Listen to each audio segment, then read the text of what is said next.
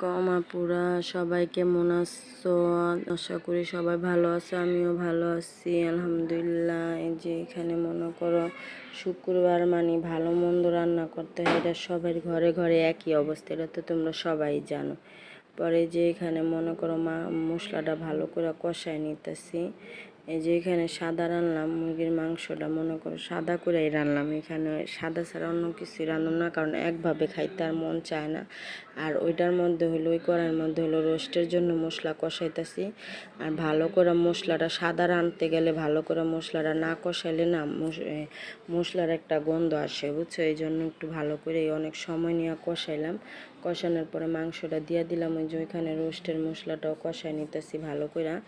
পরে এই যে দিয়ে দিলাম রোজগুলো, আগে ভাইজা রাখছিলাম রোজগুলো আগে ভাইজা রাখলে মানে একটু ভালোই লাগে। মাঝে মধ্যে ভাজি না, শর্টকাট করে ফেলাই। যে এখানে রোস্টও আমার হয়ে আইতাছে।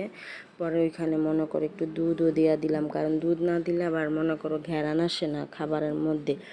পরে যে এখানে অনেকটি থাল বাসন ছিল একসাথে, ওটা হইতে এটা ধুয়ে নিলাম। মনে করো জুম্মার দিনে তো তাড়াতাড়ি করে রান্না বান্নাও করতে হয়, আবার নামাজটাও আদায় করতে হয় সময় মতন, মানে সময় পাওয়া যায় না। দিনটা লাগে কি অনেক ছোট হয়ে গেছে গা, কাজকর্ম করতে করতে দিনটা যে কিভাবে যায় তাও বোঝা যায় না, এরকম অবস্থা। পরে ওগুলি হয়ে গেছে গা। পরে এখানে গরুর মাংসটাও বসাই দিছি।